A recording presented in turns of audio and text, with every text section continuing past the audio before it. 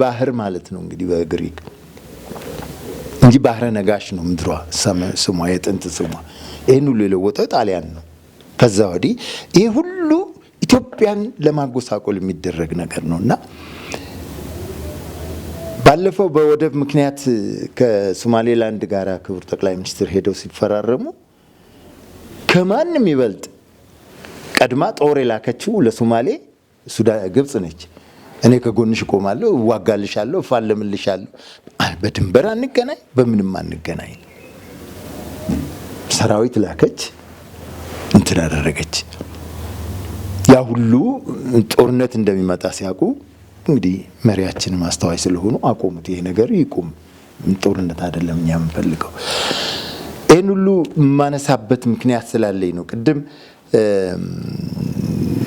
ልሂቃን በጣም በጣም በጣም አስቸጋሪዎቹ ልሂቃን የኛዎቹ በግብጽ እየተደለሉ ኤርትራንም ያስገነጠሉ እነሱ እንደምናውቀው ያው ህወሓትም ቢሆን እነሱ ጭፍራ ነው። ሰላም ኢትዮጵያ እንዳይኖራት ኢትዮጵያን እየበጠበጡ ያሉ ልሂቃኑ ናቸው። አሁን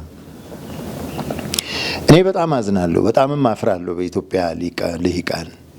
እኔ እንግዲህ ቅድም አምባሳደር እንዳሉት ሚዲያ አለኝና የኔ ሚዲያ ስራዬ በፋይናንስና አስተዳደር ነው። ብዙ አመት 40 አመት ሙሉ የሰራሁት። ግን ትውልዱ በጣም ያሳዝነኛል። በጣም እጅግ ምስኪን ትውልድ ነው ይሄ አሁን ያለው ትውልድ። ሌላው ቀርቶ ቋንቋ እንኳን አይችልም። ችግር የለምና እሺ ነው የሚችለው የአሁኑ ወጣት ትውልድ። ደህና አደርክ እሺ፣ ኧረ እሺ አይደለም እግዚአብሔር ይመስገን እሺ፣ እሱንም እሺ። ብሉ ጠጡ ችግር የለም፣ ልበሱ ችግር የለም። ማን እንዳስተማራቸው አላውቅም። አንደኛ እንደው በጣም የተጎዳ ትውልድ ነው፣ የተጠቃ ትውልድ ነውና ለዚህ ትውልድ ስል መጽሐፍ ጻፍኩኝ። አንድ መጽሐፍ የሕጸጽ ቅብብሎሽ። አሁን ሀገሪቱ ውስጥ የምናየው ድህነት፣ መከራ፣ ስደት፣ ይሄ ሁሉ ሰላም ማጣት ሁሉ የመጣብን ከ60ዎቹ ጀምሮ ነው። በ60ዎቹ የነበሩት የያ ትውልድ የሚባሉት ልሂቃን ቺን ሀገር ለመከፋፈልም ያው እንግዲህ ማስገንጠሉም መገንጠሉም ምናምን የሚለውን ሁሉ ያመጡብን ከዛ ጊዜ ጀምሮ ነው። የዛ ዳፋ ዛሬ ላለው ትውልድ በቅቶታል፣ ደርሶበታል፣ ተርፎታል። ስደት፣ መከራ፣ ረሃብ፣ ስራ አጥነት ቢያንስ ሰርቶ እንኳን እንዳይበላ ሀገር ውስጥ ትምህርት እንኳን የረባ ትምህርት እንዳይማሩ የትምህርት ስርዓቱን ካሪኩለሙን አበላሽተውበት በአፍ መፍቻ ቋንቋ ተብሎ አፍ መፍቻ ቋንቋ ፈጣሪ የሰጠን ነው። እሱ ጥሩ ነው። ማንም ሰው በአፍ መፍቻ ቋንቋ መማር አለበት። ግን ደግሞ ቀጥሎ በብሔራዊ ጉዳይ በሀገር በከፍተኛ ደረጃ እንግሊዘኛ፣ በብሔራዊ ደረጃ ፌዴራል ደረጃ መጥቶ ተወዳድሮ የሚሰራበትን ቋንቋ ቢማር ምን አለበት? ተዘጋ ቀረ። አሁን ወጣቶች የኦሮሞ ወጣት አማራ ክልል ሄዶ መማር አይችልም። የአማራ ወጣት እዚህ ሄዶ መስራት አይችልም። ምክንያቱም ሆን ተብሎ የተደረገ የመከፋፈል ነገር ነው። ኢትዮጵያ ይሄን አታውቅም። እኔ ተወልጄ ያደግኩት ደቡብ ነው፣ ቡና ሀገር፣ ቴፒ የሚባል ሀገር። ከኤርትራ፣ ከጎጃም፣ ከጎንደር፣ ከወሎ ከሁሉ ጋር ይመጣሉ። ከሁሉም ስም ማን ነው የሚባለው፣ ዘርህ ማን ነው ይባላል። ኪሮስ ነኝ ካለ አይ ወይ ከትግራይ ወይ ከኤርትራ ነው። ሸንቁጤ ነኝ ካለ ወይ እንግዲህ ከሰሜን ሸዋ ነው፣ ወይ ደምለው ነኝ ካለ ከጎጃም ነው። በቃ በዛን በስም ነው የሚጠየቀው። ሙሄ ነኝ ካለ ይታወቃል፣ ወይ ከሐረር ነው ወይ ከወሎ ነው። በቃ ይሄ ነው፣ እንደዛ ነው በቃ የሚያደግ ነው።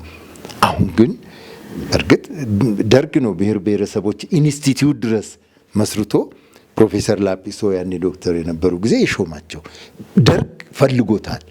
ይሄ የህዝቡም ጥያቄ ነው። ብሔር ብሔረሰቦች በእኩልነት ደረጃ እንትን ይሄ ያኔ የተጀመረ ግን ለምን ለመከፋፈል ሆነ?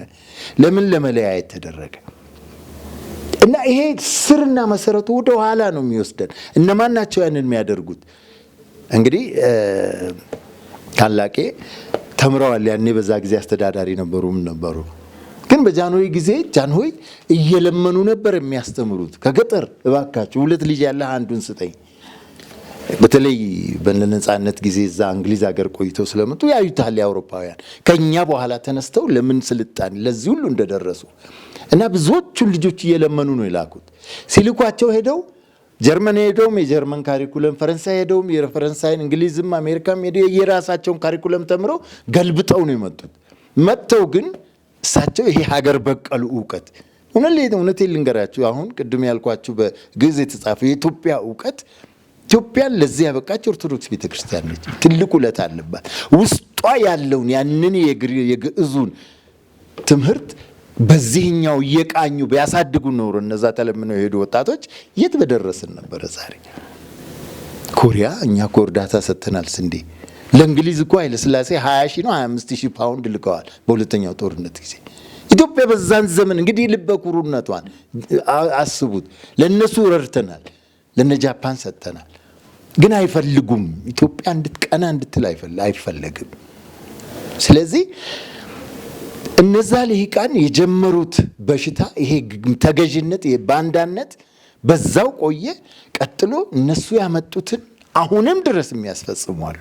አሁንም ድረስ እንደው ለማሳጠር ትናንትና እንደዚህ አንድ ቦታ አይቼ ነበር አዲስ አበባ ዩኒቨርሲቲ እና ለማስታረቅ እንደዚህ ወጣቱን ይቅርታ ጠይቀናል። እኛ መጽሐፍ ጽፌ የሕጸጽ ቅብብሎሽ፣ ሕጸጽ እንግዲህ በግዕዝ ስተት ማለት ነው፣ ውድቀታችን፣ ምልክ፣ ችግሩ፣ ቅብብሎሹ ከዛ ድረስ የመጣ ነው። ይሄ ትውልድ የፈጠረው አይደለም።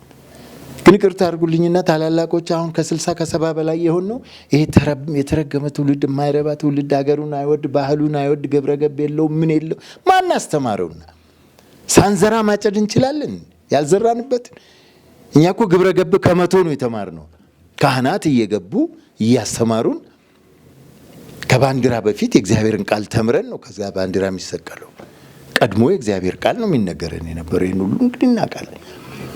በ60ዎቹ የመጣው ያ ትውልድ ፈጣሪ የለም ሰው ከዝንጀሮ ነው የመጣው አሉ፣ ኮሚኒስት ነን አሉ። ያንን ሁሉ ነገር ይሄ እንግዲህ እነሱ ከዛ ተቀልበው የተላኩትን ነገር እና በዛ ምክንያት ነው እንግዲህ ትውልዱን ይቅርታ ጠየቅን።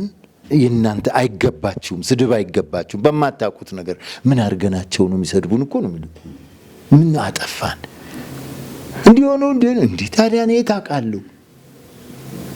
አንዳንድ አባት እኔ የስንት መከራ አሳልፌ በቀይ ሽብር ተገርፌ እንደዚህ ሆኜ አንተን አሳድጌ እንደዚህ ሆኜ ይህንን መች ነገርከኝ? ምን አውቃለሁ? የት አውቃለሁ?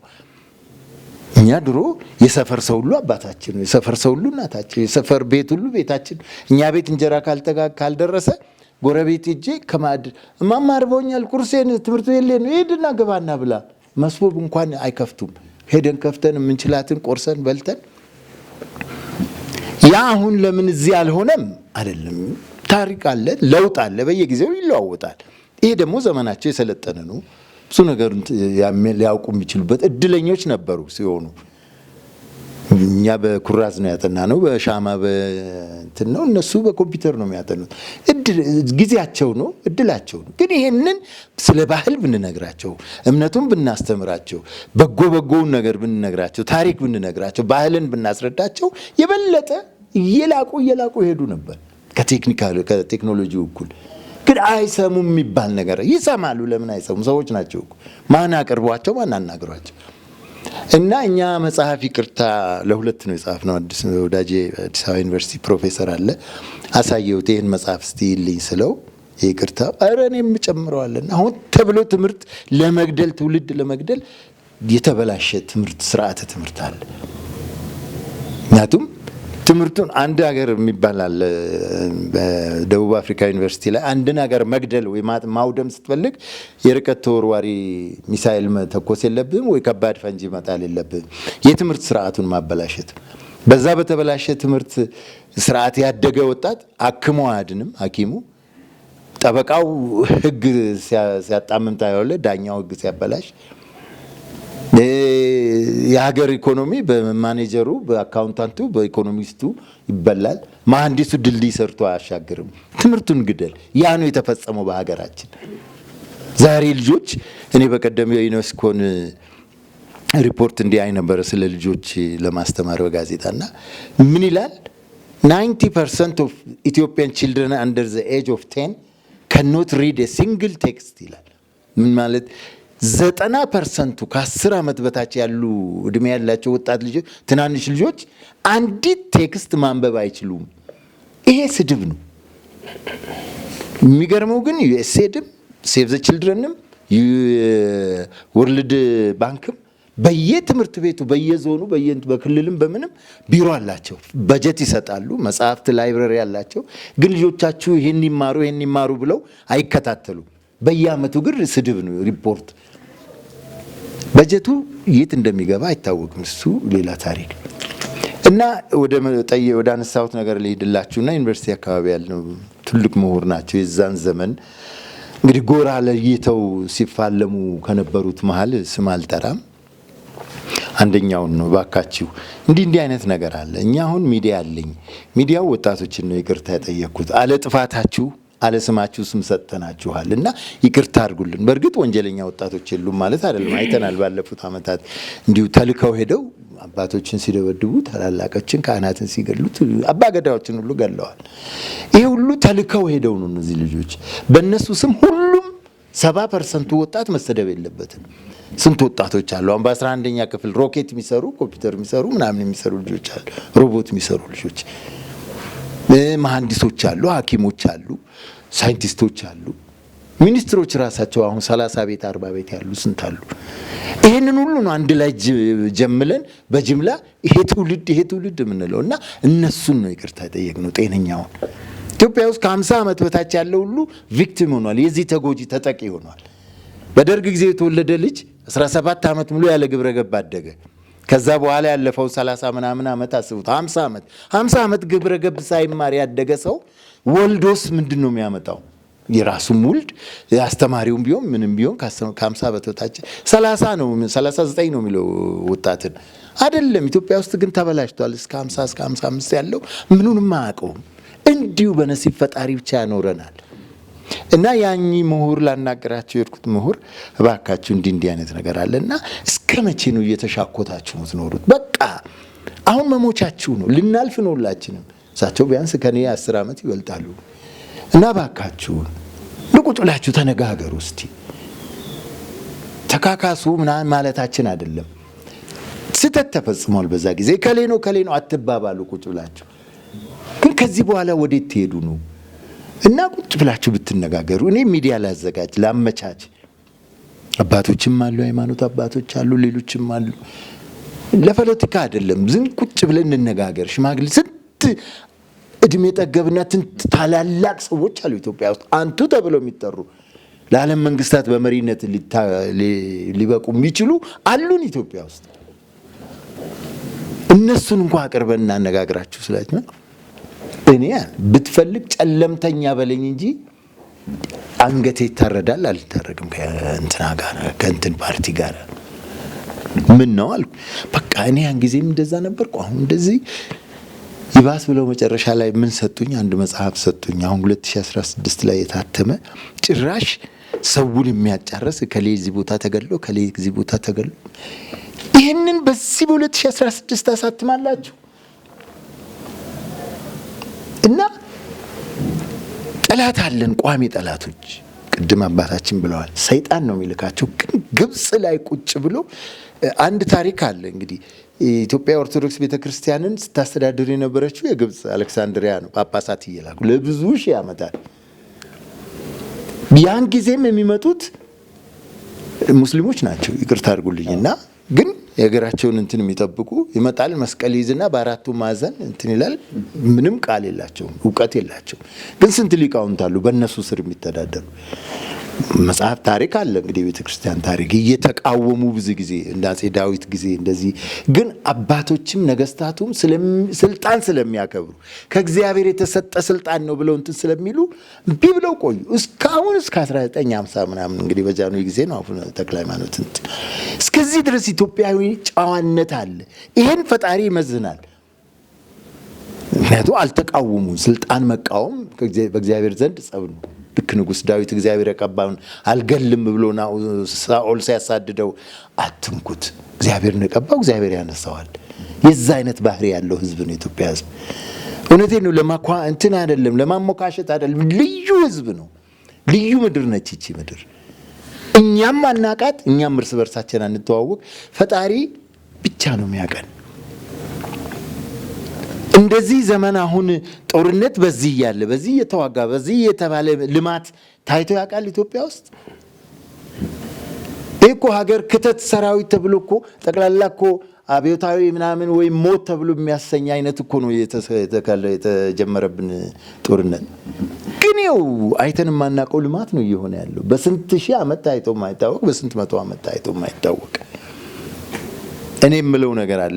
መዝሙር ዳዊት ምዕራፍ 74 72 ላይ ቁጥር 14 ላይ አንተም የዘንዶውን ራሶች ቀጠቀጥክ ለኢትዮጵያ ሰዎች ምግባቸውን ሰጣቸው ይላልና ኢትዮጵያ እግዚአብሔር ወርዷል። አሁን ለኢትዮጵያ ሰዎች ምግባቸውን ሊሰጠን ወርዷል። ከዚህ በላይ ምግብ ምን አለ? እንግዲህ በስንዴ ራሳችን እየቻልን ነው። በሌላ በኩል በብዙ ነገር እንግዲህ ይኸው ያልተገደቡ ግድቦች የሉም። ይሄን የነዳጁን አስቡት፣ ይሄ ማዳበሪያውን አስቡት። ይሁሉ ጦርነት እያለ ነው ፈጣሪ ፊቱን መልሶልናል። እኛ ግን አልገባንም። ይቅርታ አድርጉልኝና የሃይማኖት አባቶች በሁሉም አካባቢ ያሉት ዛሬ ጎጠኛ ናቸው። ሃይማኖት በብሔር ፓስተሩ ብሔርተኛ ነው። ካህናቱም ቢሆኑ አሜሪካን ሀገር የጎጃም ቤተክርስቲያን አለ፣ የሸዋ አለ፣ የጎንደር ይሄ ተብሏል፣ ተጽፏል። እንግዲህ አባታችን ያርሙኛል። የለም እኔ እናንተ አንድ እንደሆን አንድ አርጋቸው ብሎ ነው ጌታ የጸለየው። ጸሎት ይሄን ብቻ ነው። ክርስቶስ ሌላ ጸሎት አልጸለየም። ስለ አንድነት ነው። የአንድነት ጉዳይ ስለሚገደው እኛ አንድ እንደሆን አንድ ይሆኑ ዘንድ። አንድነት ቀላል አይደለም፣ ህብረት ቀላል አይደለም። አባቶች ግን የምናወራው ሌላ ነው፣ የሚሰብኩት ሌላ ነው፣ ግን በጎን ደግሞ ሌላ ነገር። ምክንያቱም እኔ ማስተምረውን ሳይሆን ሞኖውን ሳይሆን ማስተምረውን አድርጋለ ይባላል የፈረንጅ ፓስተርና እንትን ሲያደርግ አትጠጡ ኃጢአት ነው ምን ሲል ቆይቶ ለብቻው ገብቶ ሲጠጣ እንዴ ምን ነው ጧት እንዲህ አልሰበክም እንዴ? አይ ማደርገውን አድርግ አላልኩም እኮ ምለውን ብቻ አድርግ ነው ያልኩህ። እና በብዛት ችግራችን ምንድነው? በተለይ ደግሞ የሃይማኖት አባት የሚልከው ሰው ለጦር አይመለስም።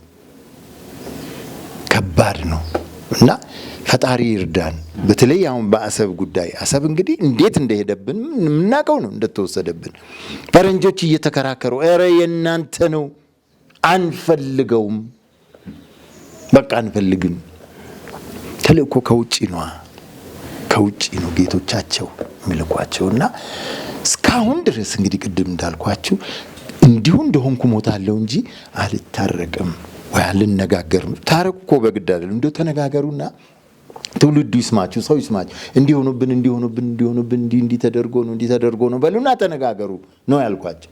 በፍጹም አንገቴ ለካራ እና እንዲህ አይነት አባቶች እንግዲህ 70-80 ዓመት ይሆናቸዋል እኚህ ሰው ነው 70 አይደለም 80 ምናምን አስተማሪ ናቸው ዩኒቨርሲቲ ውስጥ። እነዚህ የሚልኳቸው እነዚህ የሚያስተምሯቸው ምን ብለው ነው ለሀገር ፍቅር የሚኖራቸው? ዛሬም እኮ ነቀርሳዎቻችን ያሉት ምሁራኑ ዘንድ ነው፣ ፖለቲከኞቹ ዘንድ ነው። እና ይልቅስ የሚያዋጣን እንደው አባታችንንም እንደው እንትን ምለው ንስሐ እግዚኦታ። አንደኛው እግዚኦታ እግዚአብሔር የለም ለተባለበት በምድራችን ላይ በክህደት እኛ እኮ ደርግን አጅበን ሻዕቢያና ወያኔን አብረን ስንወጋ ነበር አይደለም? ሁሉም ሰው ስራ የቻለ ሰው ከደሞዙ በግድም ቢሆን እየተቆረጠ ይሰጣል። ያው ተባብረናል። ደርግን አብረን አንደበታችን ከፍተን የለም ባንልም እሱ ሲል አብረን አጅበን ተከትለናል። ፈጣሪ የለም ያሉትም ኮሚኒስቶቹ ናቸው። እንግዲህ ወጣቶች ያ ትውልድ እንትኖችና ለሱ ንስሐ ያስፈልጋል። እኔ እንደዚህ ጽፌ ነበረ ብዙ አባታችን አቡነ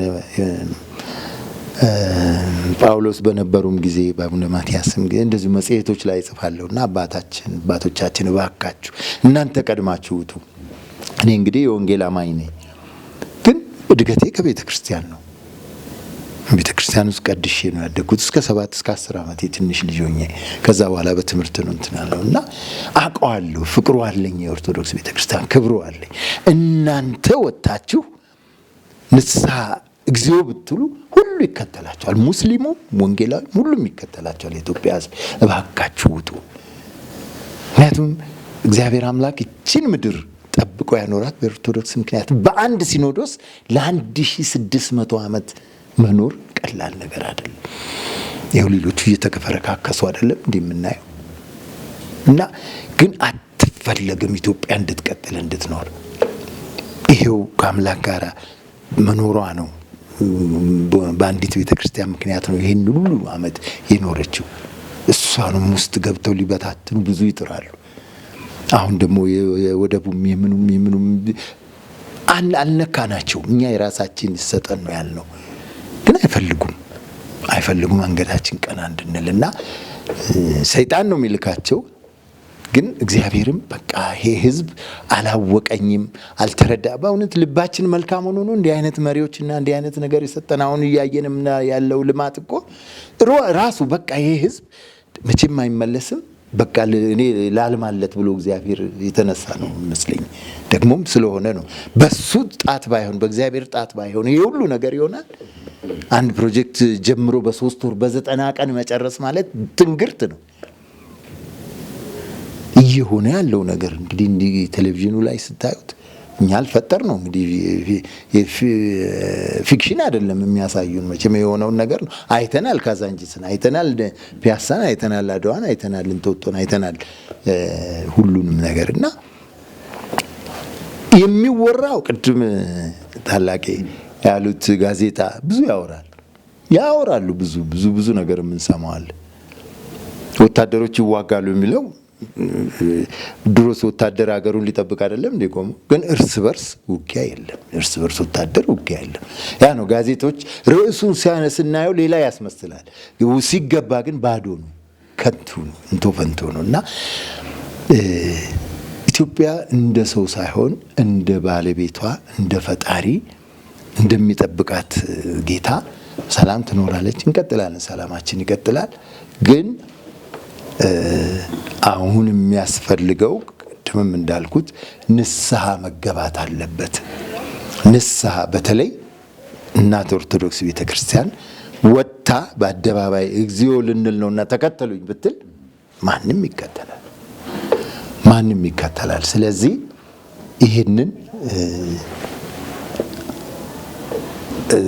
ይሄንን ነገር አጥብቀን እዚህ ላይ ብንሰራ መልካም ነው እላለሁ። እናንተንም ደግሞ ለዚህ ጉዳይ ስለጠራችሁንም እናመሰግናለን። ቀድሜ መናገር ነበረብኝ። ትልቅ ስራ ነው ጎህ ቴሌቪዥን እየሰራ ያለውና ክብረት ይስጥልን። አመሰግናለሁ። አቶ ጌታቸው በጣም እናመሰግናለን። እድሜና ጤና ይስጥዎት። እንትን አድርገው ነው የነገሩና ዛሬ ብዙዎች አይታችሁታል። ብዙ ጊዜ እዚህ ላይ 30 ከትላንትና ወዲያ አብረና 30-40 ሰው ነበርና ሌላ ጊዜም እንደዚህ ነው። ዛሬ ግን በእውነት በጣም እንዲያውም ሊቃውንት ያላችሁበት በጣም ነው ደስ የሚለው። አሁን ተናግራችሁታል። መፍትሄው ሳይሆን ሐሳቡን ነው አሁን ያቀረብነው። ተንትናችሁታል በደንብ አድርጋችሁ። አሁን ደግሞ የምንፈልገው መፍትሄ ምንድነው? ትንሽ ደቂቃ አድርገን ሳናበዛ መፍትሄው ምንድነው? ይሄ ኢትዮጵያን የሚያጠለሹ ከጠላት ጋር ሆነው ኢትዮጵያን የሚወጉ ከጠላት ጋር ሆነው ኢትዮጵያን ለማጥፋት የሚሞክሩ ሰዎች ምንድነው የምናደርገው?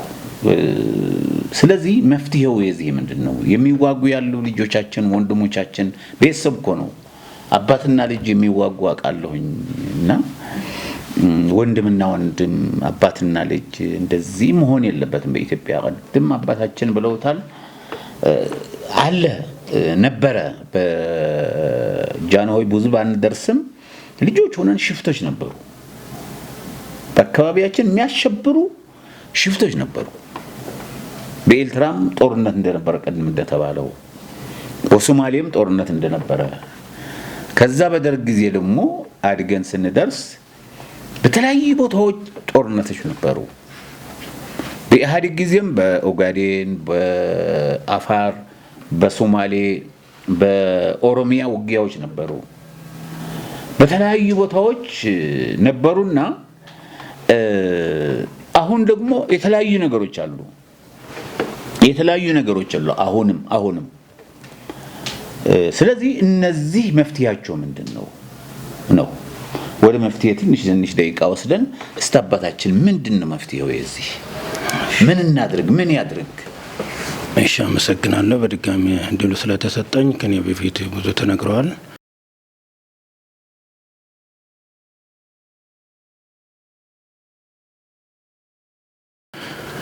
እንግዲህ ምን እናድርግ ወደ መፍትሄው እንምጣና በመጀመሪያ እታው ፍኖተ ለሰይጣን ይላል። ለሰይጣን በር አትክፈቱ ይላል። ምን ማለት ነው? አንድነታችንን ካላጸናን፣ እኛነታችን አንድነታችን ካልጠበቅን በውጭ ያለውን ሰው መግባቱ አይቀርም። በራችን ክፍት ከሆነ ማንኛውም ሰው ሊገባበት ሊወጣበት ይችላል። ቅድም እንደተባለ ከታሪክ ምሁራኑ እንደተነገረ ሁሉ ከድሮ ጀምሮ የኢትዮጵያ ልማት የማይፈልጉ እድገት የማይፈልጉ ሰዎች ነበሩ። አሁንም ይኖራሉ፣ ነገም ይኖራሉ። ግን የነዚህ መፍትሄ ምንድን ነው? ሙሉ ለሙሉ መዝጋት ሳይሆን የሚጠቅመንን እያስመጣን ግን አገር አንድነትን ለሚለያዩ ግን በር መዝጋት ያስፈልጋል። ያው በራችን ክፍት ከሆነ ሁሉ ይገባል። ምክንያቱም ሁላችን እናውቀዋለን፣ ኢትዮጵያ በቅኝ ግዛትም አልተያዘችም። በኃይል ያልተቻላቸው ግን በሌላ ሊሞክሩ ይችላሉ። ይህን ሁሉ የሆነው ኃይለ እግዚአብሔር ስላልተለያት ፈጣሪ ከሷ ጋር ስለሆነ ነው። የእምነትም አገር ስለሆነች ነው። እና በመጀመሪያ እኔ ቅድም ለተባሉ ለጠላቶች ለተባሉ በራችን ክፍት አለማድረግ ይጠበቅብናል ማለት ነው። ሁለተኛ ይህ ለማድረግ ደግሞ የውስጥ ግጭቶችን ማስወገድ ነው። የውስጥ ግጭቶች ካሉ፣ ጦርነቶች ካሉ የውጭ መግባቱ አይቀርም። ኢትዮጵያ እኮ ተፈርታ የኖረች በአንድነቷ ነው። አባቶቻችን እንዳስተማራችሁን እኛ አንድ ኮን እንዲያም ታላቁ ቆስጠንጢኖስ የሚባለው የቤተ ክርስቲያናችን ባለውለታ ታሪክ የቀየረ የቤተ ክርስቲያን ታሪክ የቀየረ ትልቁ የታሪክ አሻራ ያለው በሃይማኖቶች ግጭቶች ነበርና የሃይማኖት አባቶችን ሰብስቦ እንዲህ ነው ያለው፣ ከውጭ ጠላት የውስጥ ጠላት ከባድ ነው አለ። አሁን ግራ የገባን ይሄንን ነው። የውስጥ ጠላት ነው ከባድ የሚሆነው፣ የውስጥ መጠላላቱ ነው ከባድ የሚሆነው። አሁን የውስጥ ስህተቶቻችን ግጭቶች ሁሉ ከተወገዱ ውጪ ያለውን መግባት አይችልም። የውስጥ ያሉ ጦርነቶች፣ አለመስማማቶች፣ አለመደማመጦች አሉ አይደል? ካልተደማመጡ ደግሞ መሆን አይቻልም። ጉራማሌ ነው የሚሆነው። ቅድም እንደተባለው አባት ልጅ የአባቱን ድምፅ መስማት ያስፈልጋል። የወላጁን ድምፅ፣ የአባቶቹን ድምፅ መስማት ያስፈልጋል። ካልተደማመጡ እንኳን ስራው እኮ መስራት አይቻልም። በመጽሐፍ ቅዱስ እኮ አለ ህንፃ ሰናዖር የሚባለው ሰዎች ስራ መስራት ጀምረዋል። ሰማይ እስኪደርስ ድረስ ፎቅ እንስራ ብሎ ተስማምተው ነበረ። ቋንቋ አንድ እንደነበረ ታሪክ ይነግረናል። ግን ምን አሉ? ሀሳባቸው ግን አልነበረም። ምን እግዚአብሔር እንወጋለን እናጠፋለን ብለው ነበር የተነሱ። አለመታደል ነው። ከዛ በኋላ ግን ቋንቋቸው ተደባለቀባቸው ነው የሚለን። አንድ የነበረውን ቋንቋ ብዙ ሆነ ማለት ነው። ከዛ በኋላ ሲሚንቶ አምጣ ሲባል ድንጋይ ተሸክሞ ይወጣል። እንዲህ አምጣ ሲባል ሌላ ተሸክሞ ይወጣል።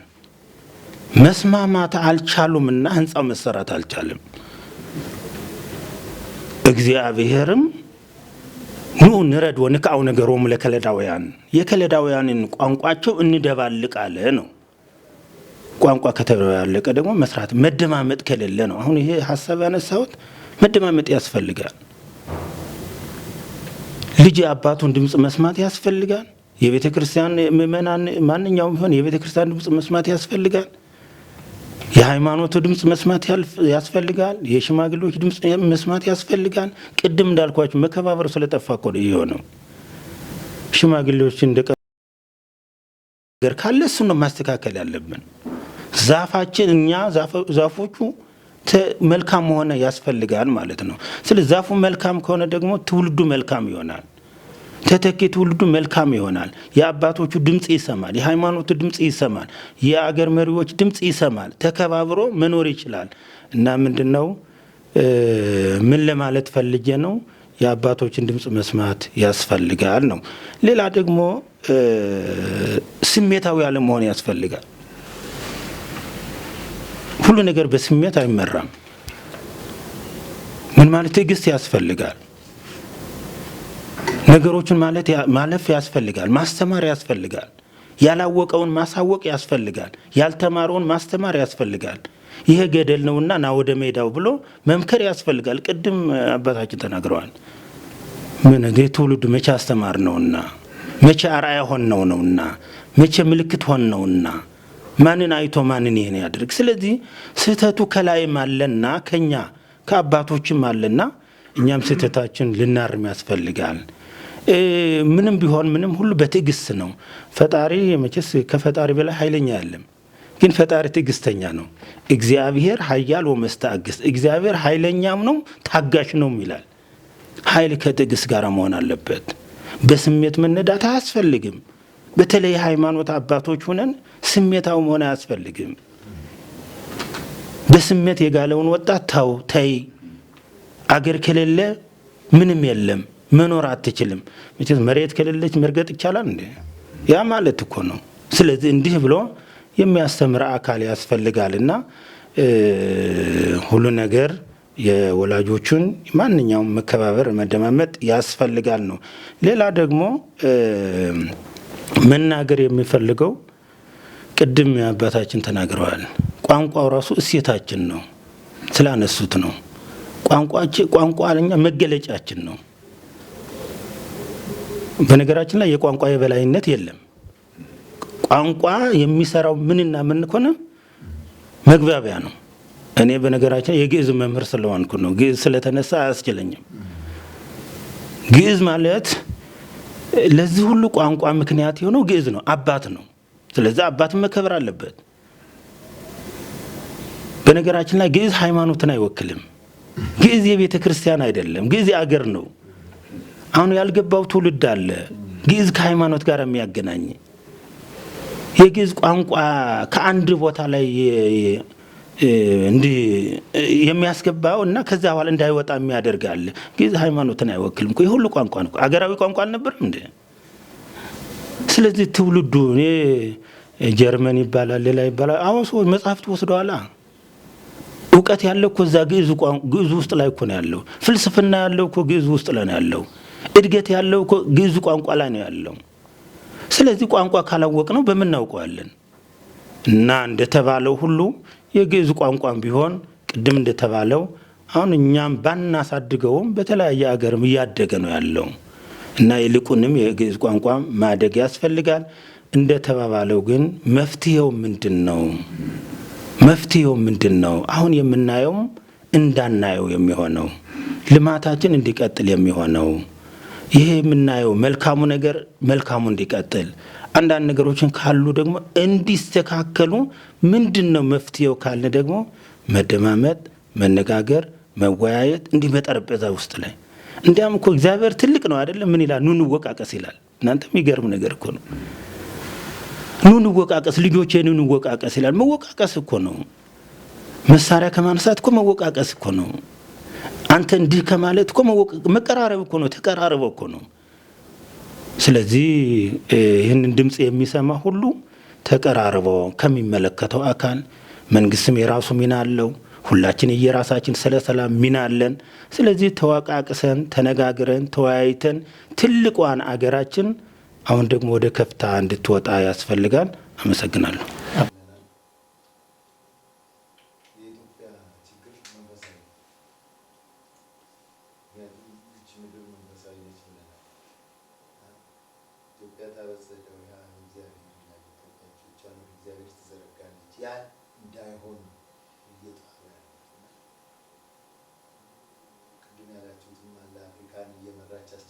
በድህነቷ ኦኤዩን መስረት በድህነቷም ሲታገሏት የኖሩት በጣም ብዙዎቹ ከዚህ እንዲወጣ ነው። እና አቶ መለስ የመጨረሻ አንድ ትልቅ ከተናገሩት ውስጥ የት ልትወስዷት ነው? የት ልትወስዱ እዩ፣ ሁላችሁም ትሯሯጣላችሁ፣ እነዚህም በዛ ግን እንደ ኢትዮጵያ ለአፍሪካ እናት ኦኤይም መሰረተች። ኃይለሥላሴ ናቸው ኦኤይም መሰረቱ። ኃይለሥላሴ ሀገር ውስጥ ግፍ ሰርተዋል ብለን ተዋግተን ለወጥ ናቸው። ግን ኦኤይም በመመስረት አፍሪካን አንድ በማድረግ ኃይለሥላሴ ታላቅ ባለውለታ ናቸው። ማን ነው ማንዴላን ያሰለጠነው? ኃይለሥላሴ ናቸው።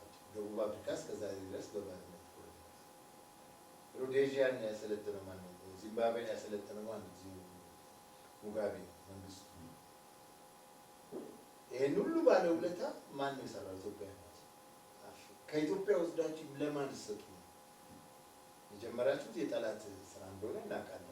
ተልእኮ ማን እንደሚልካቸው እናውቃለን። ግን እንደ ኢትዮጵያ ለአፍሪካ ባለውለታ የለም ብለው ያሸንፏቸውና ቅድም እንደጀመርኩት የኢትዮጵያ ታሪክ በቤተ ክርስቲያን ማለት በንስሐ ብቻ ነው የሚስተካከል። ምክንያቱም ቅድም እንዳልነው በዚህ በዛ ከላይ የሚቆጣጠራት እሱ ነው። ግን አባታችን ብለዋል ቅድም እንዋቀስ ኢሳያስ እንዋቀስ ያታችሁ ደንብ ቀላ እንግዲህ ፈጣሪ ራሱ እንዋቀስ ማለት እንግዲህ ገልጠውታል። ትልቁ እግዚአብሔር ነው እንዋቀስ ማለት እንዲህ በድያችሁ ከሆነ ወይ ደግሞ ካልሰጠኋችሁ ካልባረኳችሁ ምንድነው ያጎደልኩባችሁ ነገር ንገሩኝ ነው እንጂ እግዚአብሔር ማን ይወቅሳል? ግን ፍቅሩን ነው የሚገልጠውና እኔ አንድ ብዙ ጊዜ የምለው ነገር አለ። ከልጅነት ጀምሮ እግዚአብሔር ኢትዮጵያን ቢቀጣ አበሻ ኢትዮጵያውያንን አበሻ ይባላል ተብሎ አበሻ አረቢያ ወጣት በሱም ላይ እንነጋገራለን። ኢትዮጵያ ኢትዮጵያውያን ናቸው ከድሮ ጀምሮ። ሀበሽ የሚለው ነገር ቅልቅ ቅይጥ ከሚለው የመጣ እንደ መጢቃ ምናምን የስድብ ስም ነው። ሀበሻ እና ሀበሽ እና ሀነሽ ሀነሽ ማለት ባሉ ሀበሻ እና ባል አንድ ላይ ብታገኝ ባሉ ሀበሻው ብለው ነው ሰዎች እና እንዲህ አይነት አነጋገር አለ ማለት ኢትዮጵያውያን ኢትዮጵያን ፈጣሪ ይወዳል። በመጽሐፍ ቅዱስ ውስጥ ከ40 ጊዜ በላይ ነው ኢትዮጵያ ስም የተጠራው። አሜሪካ እንግሊዝ አይቻልም። ይሄ ምክንያት አለ እና ቅድም አባታችን እንዳሉት ሰላሜን እሰጣቸዋለሁ። እኔ የምሰጠው ሰላም ዓለም እንደሚሰጠው አለ። የእሱ ሰላም ስለጎደለ ነው እስካሁን የምንሻፈው። ወደ እሱ ፊታችንን ብንመለስ እጅ መስጠት ማለት እኮ መማረክ ነው። ትማረካለች ኢትዮጵያ፣ እጇን ትሰጣለች፣ ትማረካለች ሲባል እሷ ከተማረከች ዓለም ሁሉ ይፈወሳል። እኔ አንድ ባለፈው አንድ ቪዲዮ ሰርቼ ነበር መጽሐፍ ዓለምን የምታድነው የኢትዮጵያ ኦርቶዶክስ ቤተክርስቲያን ነች ብዬ ጉድ ተብሎ በዩቲዩብ ተለቋል። ምን ማለት ነው? ኦርቶዶክስ ሙሉ ለሙሉ ምድሪቱን ይዛ ልጆቿን ይዛ ንስሐ ብትገባ በኢትዮጵያ ፊት በፈጣሪ ፊት ለእሷ ነው አደራ የተሰጣት። ከቀድሞ ከማንም በምድር ላይ ካሉ ቤተክርስቲያኖች ሁሉ ቀድማ ብቻውንም የጠበቃት እስከዛሬ ለሱ ነው። የራሳችን ስለሆነ ይቻላል እውነቱን መናገር ያስፈልጋል። ቤተክርስቲያን ብቻዋን ቆማለች። አሁንም ብቻዋን እንዳለች ጣልቃ ሌላውን ሳታስገባ ልጆቿን ሰብስባ ሙስሊሙም የእሷ ነው፣ ኦርቶዶክሱ ማለት ወንጌላዊ ምንም ወጥቶ ሌላ ቸርች የከፈተው በሁሉ ከምንጩ ከዛ ነው። ሰብስባ እንደ እናትነቷ እንደ ባላደራነቷ ለዛ ነው ንስሐ ብትገባ እግዚኦታ ቢደረግ እግዚኦ በቃ ብለናል እኮ ሞከርነው። ያልሞከርነው ነገር ያልሰራነው ወንጀል የለም ብለዋል ዶክተር። እንደ ስታሊን ሰው ሰቅለናል፣ እንደ እንትን ሰው ረሽነናል፣ ገለናል፣ አባቶችን ገለናል፣ ወጣቶችን ገለናል። ያልተደረገ በደል የለም። ይህ ሁሉ እንጥቀሰው ካል እጃችንን ወደ ከሌ ወደ ግብፅ ወደዛ ወደዚህ ወደ ሴጣን ከሆነ ሰው እኮ በፈጣሪ አምሳል ነው የተፈጠረው። ምንም ማድረግ ይችላል። ክርስቶስ ለሰው ልጆች ነው የሞተው፣ ለመላእክት አልሞተም። ከኛ ቀድሞ ንጹሐን ቅዱሳን የነበሩ ስተው እነሱ ገሃነም ነው እስከ መጨረሻ ያደላቸው በቃ ይመለሱ መሳደላቸው። የሰው ልጅ ግን ትልቅ ነገር መፍጠር ይችላል። ሁሉም ማድረግ ይችላል። በፈጣሪ አምሳል ማለት ነው። በፈጣሪ እውቀት፣ በፈጣሪ ማስተዋል፣ በፈጣሪ ቅድስና፣ በፈጣሪ በጎነት፣ በፈጣሪ ደግነት ማለት ነው። እሱ ሁሉ ሙሉ ሆኖ ግን በጎም ባህሪው ሰጥቶናል። እውቀትም ጥበብም ማስተዋልም ከፍሎ ሰጥቶናል። አባታችን አዳም እግዚአብሔር ምንድን ነው የሚለው ትልቁ ነው በጣም የሚገርመኝ ነገር ፍጥረትን ሁሉ ፈጠረና እንስሳትን አመጣና ሰጥቶ በል እነዚህ ያንተናች ሰይማቸዋል። ከትንሿ ትል ጀምሮ ስም ከማናያት ጀምሮ ለሁሉም ስም ሰጥቷል። እኛ እናውቃለን። አንበሳውን፣ ውሻውን፣ ድኩን፣ በሬውን ያ አዳም የሰጠው ስም እስካሁን አለ። ለምን? ያኔ በቅድስናው እያለ ያኔ ከበደል በፊት ነው ያን ሁሉ ያወጣው። እውቀቱ ሙሉ ነበር። ሰው ትልቅ እውቀት ያለው ሰው ብዙ ነገር የሚያደርግ ምናየው ነገር ሁሉ እየሰራ ያለ ሰው እውቀት ነው። የራሱን መጥፊያ ሆነውን ሲያዩ የሚሰራ ሰው ሰው ለመጥፋትም ለመዳንም በታች እና ሰጥቶናል። አሁንም ወደ እሱ ብንመለስ ኢትዮጵያ ሌላ ምንም ተስፋ የላትም ከእግዚአብሔር ውጭ። ተስፋዋ እሱ በፖለቲካ ተሞከረ፣ በዛም ተሞከረ። አሁን ጣት መቀሰሩን ትተን ወደ ግብፅ፣ ወደ ከሌ፣ ወደ ሻቢያ፣ ወደ ምናምን ማለት ትተን ሁላችን እግዚኦ ብንል ልጅን በሚሄድበት መንገድ ምራው በሸመገለ ጊዜ ከዛ ፈቀቅ አይልም ይላል። ልጆቻችን እየተማሩ ያሉት ምንድን ነው? ዛሬ ምንድን ነው? የከፋ ነገር የተበላሸ ነገር ነው። አሁን ሆ ብሎ ወጣቱ እየተከተለ ያለ የማይረባ ነገር እና ለዚህ ቤተ ክርስቲያን ዝም ብላ ማየት የለባትም። ትውልዱ ወዴት እየሄደ ነው? ወዴት እየተጓዘ ነው? ግብረ ሰዶማዊነት እንደ ልብ ተለቋል አሁን ምድራችን ላይ በኢትዮጵያ ምድር። አቶ መለስ ምን አደረጉ? በሳቸው ጊዜ እዚህ ስብሰባ እናድርግ ፍቀዱልን አሉ። ሀገራችሁ ዴሞክራሲ ነው ብላችኋል፣ ፍቀዱልናል። ሰልፍ እናደርግ እንፈልጋለን፣ ወደ ቢሮ መምጣት እንፈልጋለን። እሺ ፈቅዳለሁ አሉ። እምቢ ካሉ ያው ከለከለን ይባል። ፈቅዳለሁ ግን ሲጀምሩ ከመርካቶ ጀምሩና በአንዋር መስጊድ በራጉኤል አድርጋችሁ በጊዮርጊስ አድርጋችሁ በቅድስት ማርያም በኩል አድርጋችሁ ወደ እኔ ቢሮ ነው። ከዚህ ሁሉ ህዝብ ካመለጣችሁ እኔ ፈቅዳለሁ። እንግዲህ አስቡት። መስጊድ አንዋር ነው፣ ራጉኤል አለ፣ እዛ ጊዮርጊስ አለ፣ ከዛ ቅድስት ማርያም። ከዚህ ሁሉ ህዝብ ካመለጣችሁ ወደ እኔ። ይሄ ጥበብ ነው፣ አስተዋለሁ። እና አሁንም ቢሆን ይችን ምድር ለማርከስ የሚደረገው ይችን ምድር ለማጥፋት ነው። ኢትዮጵያ ቀጥላ ከሄደች አፍሪካን ይዛብን ትወጣለች። አሁንም እያስቀደመች ነው፣ እያስተማረችብን ነው፣ እንትን እያደረገች ነው። በዚህ በድህነቷ የበለጠ ሀብታም ከሆነች ደግሞ አንችላትም ነው። ለዚህ ነው የሚራቆቱት።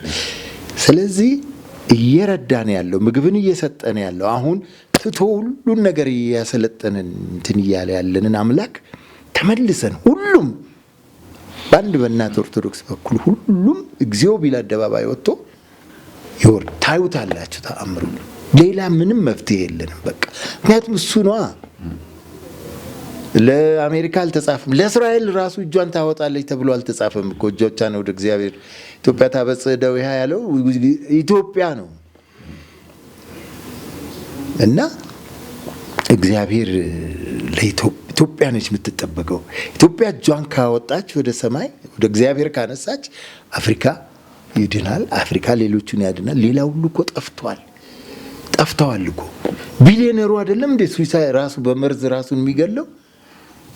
ሰላም እኮ በገንዘብ አይመጣም።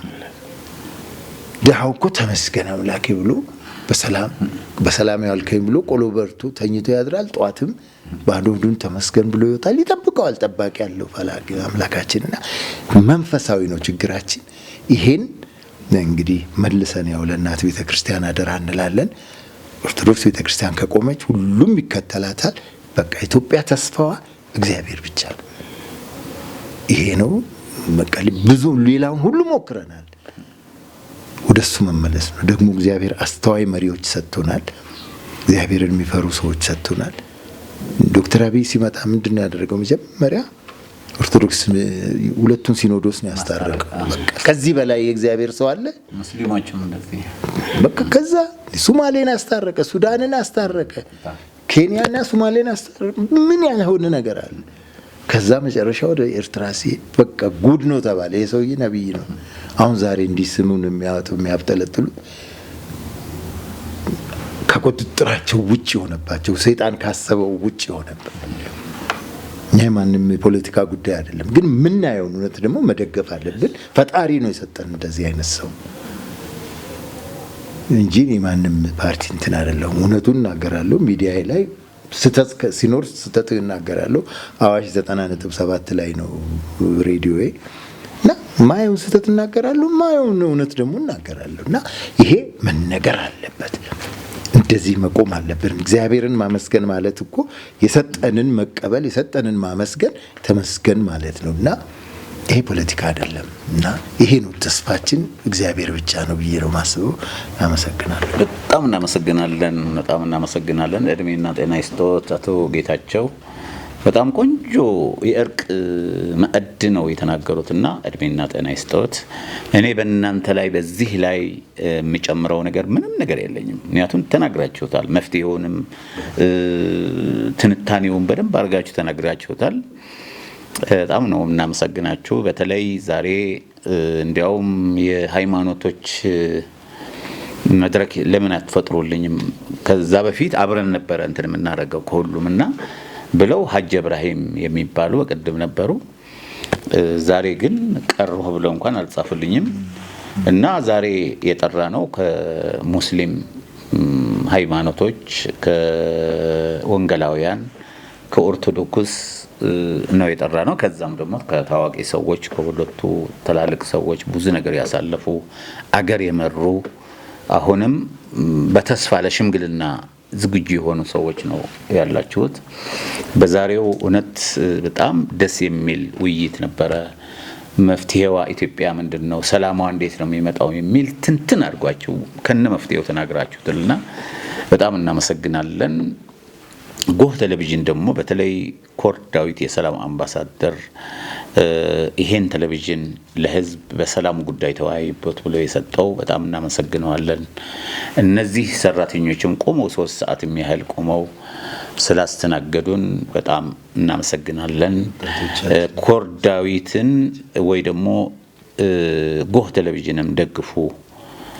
በተለይ ባለሀብቶች፣ የመንግስት ባለስልጣኖች ሁሉ እገዛ የሚደረገው ነገር እንድታደርጉ አደራ ለኢትዮጵያ ህዝብ እና መንግስት ላለሁኝ። ጎህ ቴሌቪዥን በሰላምና በእርቅ በመጀመሪያ ጊዜ በኢትዮጵያ ደረጃ በሰላምና በእርቅ ማዕድ መድረክ ብሎ የጀመረው ዛሬ አሁን እናንተ አበል ፈልጋችሁ አይደለም የመጣችሁት፣ ገንዘብ ፈልጋችሁ አይደለም የመጣችሁት፣ ሰላም ፈልጋችሁ ነው የመጣችሁትና እናንተንም በእውነት በተለይ አባታችን ከግቢ ገብርኤል ነው የመጡት። በጣም እናመሰግናቸዋለን። ከእንግዲህ እንዲያውም መድረክ ይዞ ያስተምሩናል። ብዙ ሰው ነው የሚመጣው ሌላ ጊዜ። አባታችንም ያሳለፉትን ታሪክና ከእንግዲህ መሆን ያለበት ያስተምሩናል። ከኛ መለየት የለባቸውም። አቶ ጌታቸው መድረክ ይዞ መድረክ መርቶ ብዙ መስራት ይችላል። ስለ ሰላም ጉዳይ ወንጌላውያንን ወክሎ መናገር ይችላል፣ ማስተማር ይችላል። አቶ ብርሃኑም ብዙ ምሁር ናቸው፣ ብዙ ስልጣን ይዘው ያሳለፉ ናቸው። ድሮም በውትድርና ሀገራቸው የጠበቁ ናቸው። አሁን ደግሞ በሀገር ጉዳይ እንቅልፍ የማይዛቸው ሰው ናቸውና በጣም ያንዳንዳችሁ እግዚአብሔር ይጠብቃችሁ፣ ፈጣሪን እናንተ ይጠብቃችሁ። አክብራችሁን ስለመጣችሁ እግዚአብሔር ያክብራችሁ፣ ፈጣሪን ያክብራችሁ የሚለውን ነገር ነው አቶ ጌታቸው የተናገሯት። አንድ ነገር ግን የመጨረሻዋ ሁላችሁ ተናግራችኋታል። ግን እስቲ እንውጣ፣ ሰልፍ እንውጣ፣ በሰላም ጉዳይ ሰልፍ እንውጣ። መንግስት አይከለክልም፣ ከልክሎናል። በዚህ አድርጎ ለነገር ስለሚወጣ ነው፣ ሰው ለድንጋይ መወርወር ስለሚወጣ ነው። ስለዚህ ዶክተር አብይን የመሰሉ መሪ በ80 ዓመት ቅድም እንደተባለው በ80 ዓመት ያልተሰራው ስራ በ2 ዓመት ልበለው 2 ዓመት ነው የተሰራው። ከአዲስ አበባ መዘጋጃ ቤት ጀምሮ እስከ ጫፍ እንዲያውም ወደ ገጠርም ገብተዋል። ገጠር ኮሪደር ገብተዋል እኮ በስልጤ አካባቢ። የተለየ ነገር ነው ያየሁት እኔ። በጣም እየደነቀኝ ያለው በዚህ እድሜና መሪዎቻችንን ማክበር መቻል አለብን። መሪዎቻችን ጸሎት ማድረግም አለብን። ሃይማኖቱን ማክበር መቻል አለብን። ጋዜጠኞችን ማክበር መቻል አለብን። ህዝቡንም፣ ገበሬውንም፣ ምሁሩንም ማክበር መቻል አለብን።